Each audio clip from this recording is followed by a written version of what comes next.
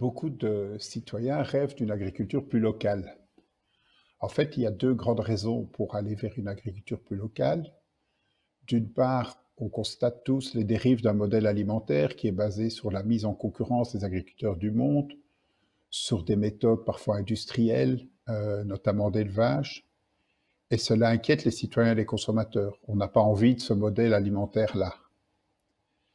Et deuxièmement, on a pris conscience de l'impact social et environnemental d'un modèle où seul le prix, le bas prix compte, quitte à détruire la forêt amazonienne pour semer du soja par exemple, ou mettre la pression sur les paysanneries du Sud. Donc la première raison pour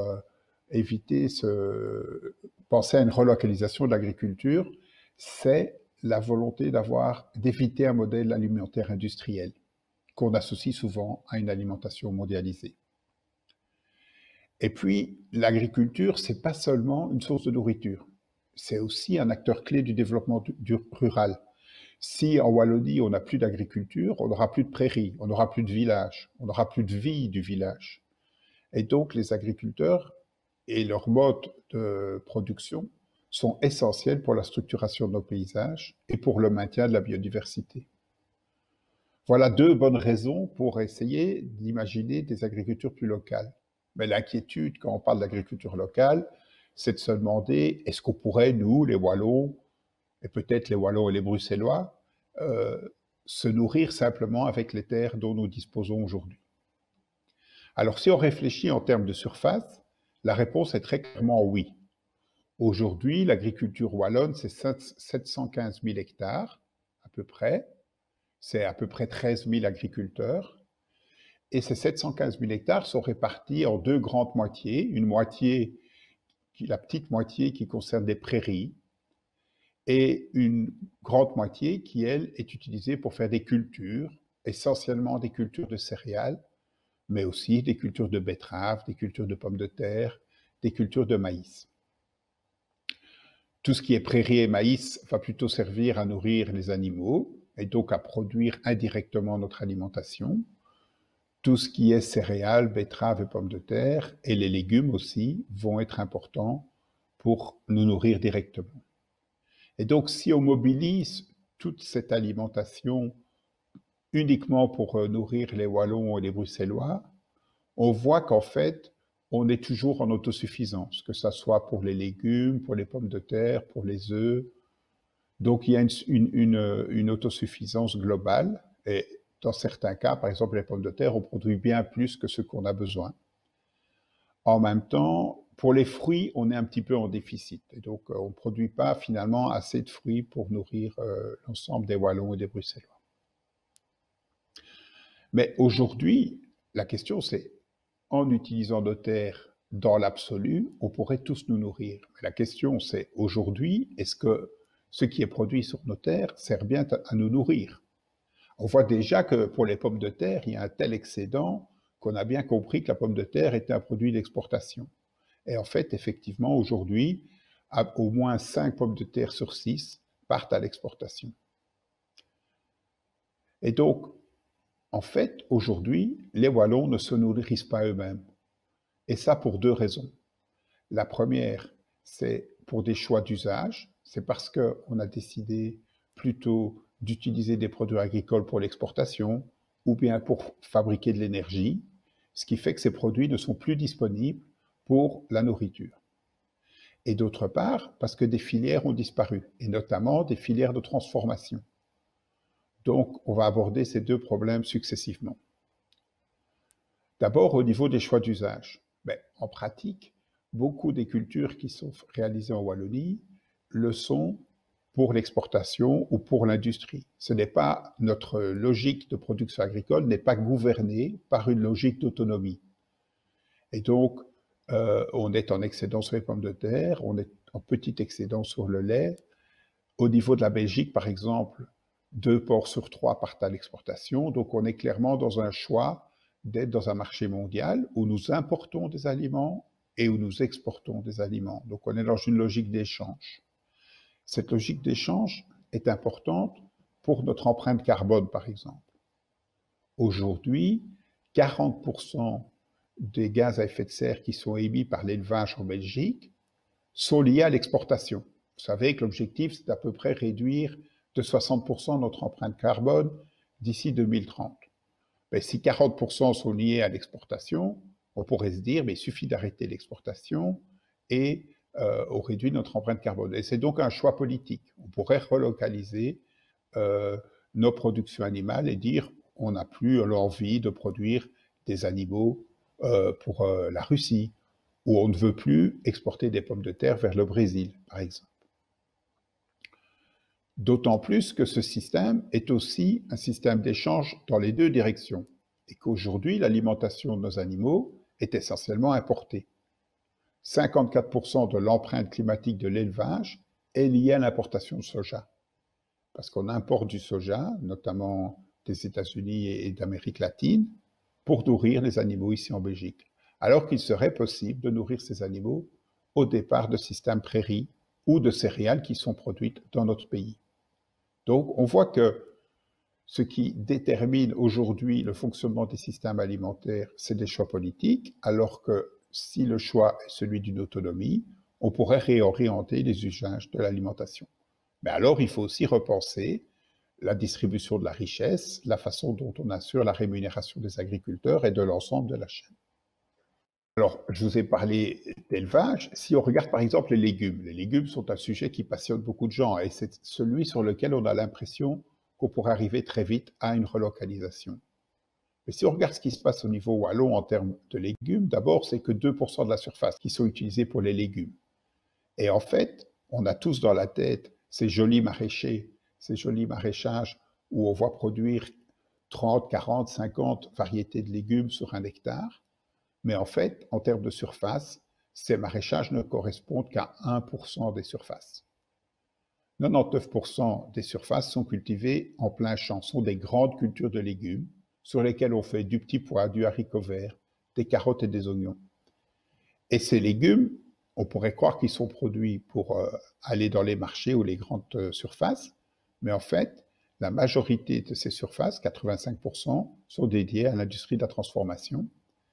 Et donc aujourd'hui, 90% de la production de légumes wallonne est exportée.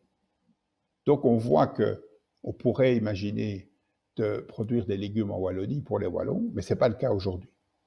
Et en fait, c'est aussi un problème de compétence, parce que si jamais on voulait produire en Wallonie tous les légumes qu'on veut faire, eh bien ce ne serait pas si évident que ça, parce qu'aujourd'hui, nos agriculteurs, ils savent comment faire du haricot, ou du petit pois ou de la carotte, mais il y a plein d'autres légumes dont ils n'ont pas la pratique. Et donc c'est pour ça d'ailleurs qu'une partie de nos légumes sont importés de Flandre. Dernier exemple, si on parle du blé, ben aujourd'hui, seulement 33% de notre alimentation en blé planifiable est couvert, alors que nous produisons de quoi largement nourrir l'ensemble des Wallons et des Bruxellois avec du blé. Mais on ne consacre que 9% de la production de blé à l'alimentation humaine directe. La plus grande partie de la production de blé est utilisée pour nourrir les animaux, dont on mange après la viande et le lait, et puis une part significative pour faire de l'énergie à biomasse, et une petite part pour faire de l'exportation. Alors pourquoi est-ce qu'on n'utilise pas le blé wallon pour nourrir les Wallons? On arrive là à un autre problème. Je vous ai parlé jusqu'ici du choix politique de l'exportation versus la consommation locale, mais un autre problème, c'est la nécessité d'avoir des filières de transformation. Pour pouvoir utiliser du blé sur le territoire wallon, il faut non seulement le produire, mais il faut aussi pouvoir le transformer, c'est-à-dire avoir des moulins, on va parler de minoterie, qui vont transformer le blé en farine. Or, ces moulins, cet équipement industriel, a disparu du paysage wallon. Et donc aujourd'hui, faute de moulins, on est incapable de transformer notre propre blé en farine. Et si on voulait redonner une autonomie, retourner vers une relocalisation de la production de blé et de farine, il faudrait reconstruire un outil industriel qu'on a abandonné, qui a disparu. C'est vrai pour le blé, c'est vrai pour le fromage, où on a perdu beaucoup de capacité en fromagerie, et c'est vrai finalement pour beaucoup d'industries de transformation. Et donc, il faut faire attention que l'enjeu n'est pas seulement un enjeu agricole, c'est aussi un enjeu de la chaîne de transformation alimentaire, de reconstruire des réseaux. Et donc, c'est aussi un enjeu d'acteurs économiques et pas seulement un enjeu d'agriculteurs. Alors, produire localement, c'est une chose. Mais ce qu'on veut, c'est non seulement relocaliser, mais écologiser, c'est-à-dire produire de façon correcte pour l'environnement. Et ce sont deux dynamiques qui sont souvent pensées comme convergentes, mais qui ne le sont pas toujours. Et donc, il faut faire attention que cette écologisation, c'est un effort supplémentaire qui vient s'ajouter à l'effort de relocalisation. C'est quoi l'écologisation? En fait, c'est deux choses. C'est d'une part se rendre compte qu'on peut travailler avec la nature, c'est le concept d'agroécologie, c'est-à-dire plutôt que d'importer des produits chimiques ou des aliments de l'étranger, on peut travailler avec la nature localement, utiliser les services de la nature, les haies, les interactions entre les animaux, toutes sortes d'éléments qui vont nous aider à travailler ensemble. Et puis l'autre élément, c'est que écologiser l'agriculture, ça veut dire diminuer notre impact sur la planète. Essayer finalement d'avoir une agriculture qui soit neutre au niveau carbone et qui soit favorable au niveau biodiversité.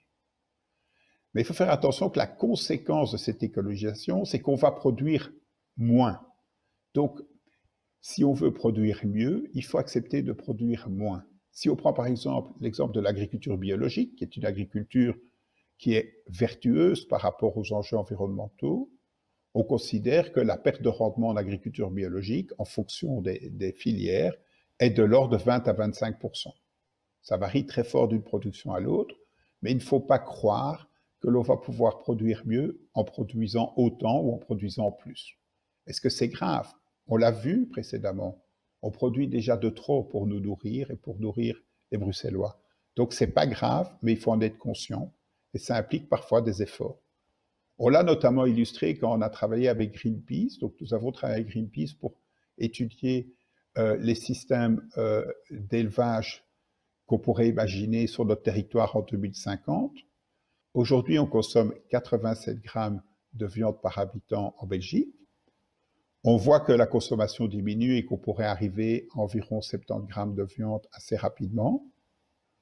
Mais si on veut respecter les objectifs en termes de gaz à effet de serre, il faudra descendre à 64 grammes. Ce n'est pas un effort énorme et naturellement, on va y arriver. Mais si on veut à la fois satisfaire les exigences en termes de gaz à effet de serre et les exigences en termes d'une agriculture plus écologique, par exemple en passant à des systèmes tout bio, beaucoup moins productifs, ben à ce moment-là, il faut passer de 87 grammes à 27 grammes. Donc vous voyez qu'il y a un effort encore plus grand à faire pour passer du correct environnementalement en termes de climat au bio. D'accord? Donc il faut se rendre compte que relocaliser l'agriculture et la rendre plus écologique, c'est deux processus qui demandent des efforts en termes notamment d'alimentation. Et on en arrive là à un gros enjeu. C'est que si on veut une agriculture qui soit plus saine pour la planète, il faut changer le mode d'alimentation. Les deux sont corrélés. Et donc là, les études le montrent, c'est l'alimentation qui constitue finalement le bras de levier, le degré de liberté qui va nous permettre de penser des nouveaux systèmes alimentaires. Une alimentation qui, pour des raisons environnementales, doit contenir moins d'éléments animaux, moins de lait, moins de viande, pas zéro, parce que si on supprime l'élevage, on n'aura plus de prairies, et là on retombe sur un problème qu'on a évoqué au début. Donc l'élevage fait partie de l'équilibre de nos systèmes, mais un élevage qui soit cohérent avec les contraintes environnementales, qui contribue à une meilleure biodiversité et qui amène un revenu aux agriculteurs. Donc repenser notre alimentation va permettre d'avoir la marge de manœuvre nécessaire pour avoir une agriculture plus écologique, et repenser notre alimentation va avoir un autre effet, c'est un effet en termes de santé, puisque clairement, pour des raisons de santé publique, pour être mieux, pour avoir un meilleur bien-être, il faut que nous diminuions notre consommation de produits animaux, de produits laitiers, et que nous augmentions notre consommation de fruits et légumes. Donc il y a une convergence entre les enjeux environnementaux et les enjeux alimentaires. Et finalement, c'est un triptyque qu'il faut réaliser entre, d'une part, une agriculture plus locale, une agriculture plus respectueuse de l'environnement et une agriculture qui nous donne une alimentation plus saine. Donc c'est ces trois choses qu'il faut réaliser. Mais vous l'avez compris, c'est pas seulement, ce changement n'est pas seulement dans la main des consommateurs, ni des agriculteurs, parce que ce changement implique tous les acteurs de la chaîne de transformation, de la chaîne de distribution, et elle est aussi déterminée par des choix politiques.